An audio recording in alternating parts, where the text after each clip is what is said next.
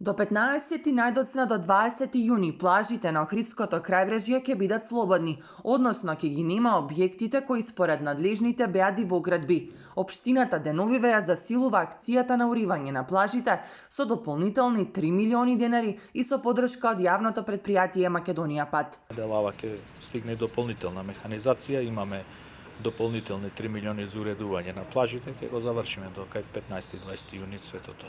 Сите плажи или објекти на плажите кои што биле порано издавани со концесиски договори се со изминати договори, сите тие се со решенија за отстранување и никој од нив ова лето не смее да продолжи да обавува дејност затоа што едноставно станува збор за узурпација на државна земја, стекнување на противправна имотна корист и ние како општина тоа нема да го дозволиме. Швајцарската амбасадорка, која вчера беше во Охрид за промоција на проект за дуално образование, ги повика надлежните доследно да ги спроведат препораките на УНЕСКО за Охрид да остане на листата светско природно и културно наследство.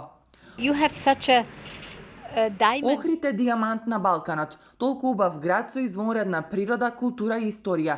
Вие треба да направите се и да ги спроведете препораките на УНЕСКО.